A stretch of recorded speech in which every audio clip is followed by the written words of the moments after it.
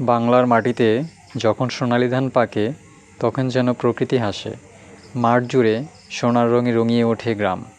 এই দৃশ্যই বলে দেয় শ্রম, মাটি আর মানুষের গল্প।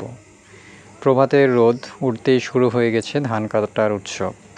কারো হাতে কাস্তে, কারো হাতে গামছা, কারো মুখে ক্লান্তির ছোঁয়া নেই, আছে শুধু পরিশ্রমের আনন্দ। প্রতিটা ধানের কাটা শীষের সঙ্গে যেন জড়িয়ে আছে এক বছরের অপেক্ষা, এক ফোঁটা ঘাম আর এক সাগর আশা। ধান কাটার সময় শুধু কাজ নয়, এ যেন এক উৎসব। হাসির শব্দ, পাখির ডাক, মাটির গন্ধ সব কিছু মিশে যায় একাকার হয়ে। এই মাঠেই লুকিয়ে থাকে গ্রামের মানুষের সুখ, দুঃখ, প্রার্থনা আর ভালোবাসা। ধান কাটা মানেই ফসল তোলার আনন্দ। ধান গোলায় উঠলেই মুখে হাসি ফোটে সবার।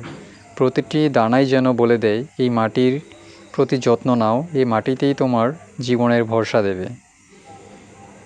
দিনের শেষে সূর্যাস্ত যখন ধান ক্ষেতের উপর লাল হয়ে নামে, তখন মাঠে শোনা হয়ে যায় তৃপ্তির নিঃশ্বাস।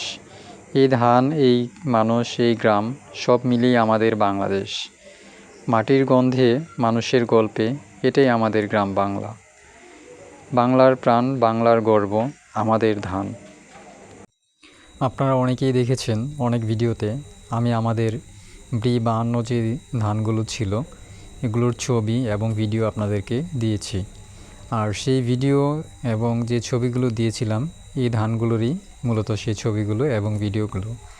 তো আজকে আমাদের ধানগুলো কাটা শুরু হয়ে গেছে আলহামদুলিল্লাহ। ধানগুলো পরিপক্ক হয়ে যাওয়াতেই এখন কেটে ফেলতে হইতেছে। তো আপনারা কে কোন জায়গা থেকে আমার এই ভিডিওটা দেখছেন অবশ্যই কমেন্ট বক্সে জানাবেন। আর এই ভিডিওটা কেমন লাগলো এটাও অবশ্যই কমেন্ট বক্সে জানাবেন। আর যারা কৃষিকে ভালোবাসেন, কৃষির সাথে যুক্ত আছেন, যদি আপনাদের এই ভিডিওটা ভালো লাগে অবশ্যই একটি শেয়ার করে দেওয়ার অনুরোধ রইল।